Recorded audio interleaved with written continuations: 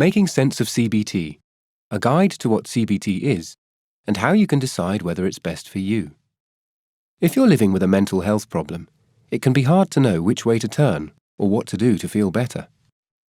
You might go to your GP, and one of the first things they might offer is CBT, which stands for Cognitive Behavioral Therapy. It combines cognitive therapy, examining the things you think, and behavioral therapy, examining the things you do.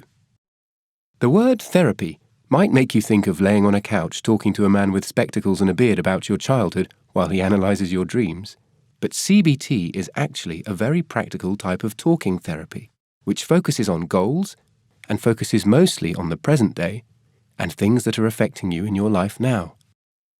The theory behind CBT is that the way we think about situations can affect the way we feel and behave. It does this by dealing with how your thoughts affect your feelings and behaviors, and teaches you coping skills for dealing with different problems.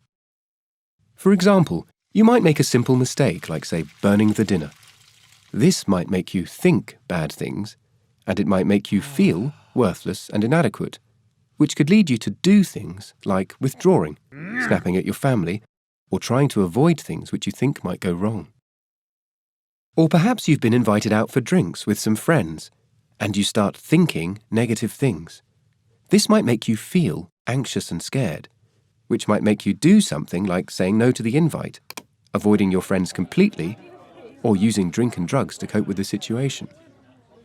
Over time, whether it's years, weeks, or months, this cycle of thoughts, feelings, and behaviors may have happened so many times it's become like a habit.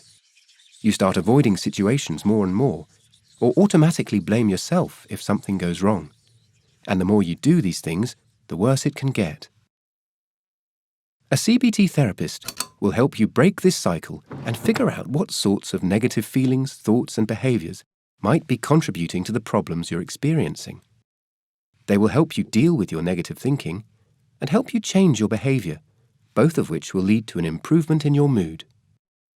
CBT can be helpful for people with nearly every diagnosis you can think of, and can be delivered through one-on-one sessions, in groups, self-help books, online, or through a CD-ROM. That doesn't mean that CBT works for everyone, though.